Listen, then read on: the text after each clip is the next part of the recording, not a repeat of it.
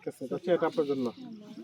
তীব্র শীতের রাতে যখন চারপাশ নিস্তব্ধ, অধিকাংশ মানুষ উষ্ণ বিছানায় ঘুমে আচ্ছন্ন, ঠিক সেই সময়ে অসহায় ভাসমান জেলেদের পাশে দাঁড়ালেন লক্ষ্মীপুরের রায়পুর উপজেলার নির্বাহী কর্মকর্তা মেহেদী হাসান কাউসার।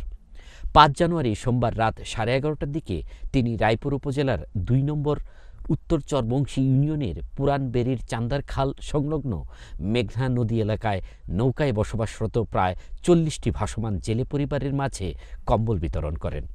এই বাতাসে এই কালে সব শুকনো করে যাই বলেন চলেন নিয়ে চলবে।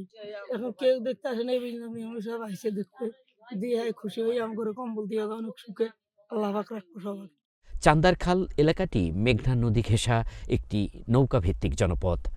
এখানকার ভাসমান জেলেরা বছরের পর বছর নৌকায় বসবাস করে নদীতে মাছ ধরে জীবিকা নির্বাহ করে আসছেন। স্থায়ী ঘরবাড়ি না থাকায় শীত মৌসুমে এসব জেলে পরিবার সবচেয়ে বেশি দুর্ভোগে পড়ে। খোলা আকাশের নিচে কিংবা নৌকার ভেতরে রাত কাটানো শিশু, নারী ও বৃদ্ধরা থাকেন বড় ঝুঁকিতে।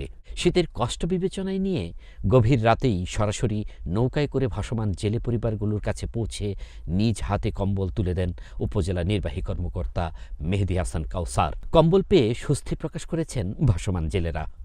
তারা আমাকে অনেক রাত্রে আইসা কম্বল দিয়ে গেছে। আমরা ভাসমান জেলে অনেক রাত্রে কম্বল দিয়ে গেছে। আমাকে এই কম্বল পাই আমরা অনেক খুশি হয়েছি। এখন এত রাত করে টিউন সাহেব আসছে, আমাদেরকে কম্বল দিয়ে গেছে, এটাই আমরা অনেক কিছু। কি কারণ আমাকে তো কেউ কোনো সাহায্য দেয় না। আমরা থাই নদীতেই সবসময় নদীতেই থাকি, নদীতেই চলি, ব্যবসা বাণিজ্য করি। এখন আমাদেরকে যাই দিছে আমরা অনেক খুশি হয়েছি। অনেক রাত্রে আসে আমাকে কম্বল দিছে, আমাকে কি ভালো লাগে শীতে। আমাকে এখন শীতে আসলে আমরা ভালো আছি, কম্বল দিছে গায়ে দিতে। কম্বল বিতরণের সময় উপজেলার নির্বাহী কর্মকর্তা মেহেদী হাসান কাউসারের সঙ্গে ছিলেন তার পরিবারের সদস্যরাও।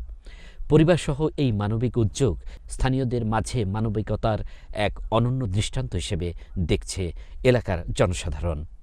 আল মাসুদ নয়ন, নাগরিক প্রতিদিন।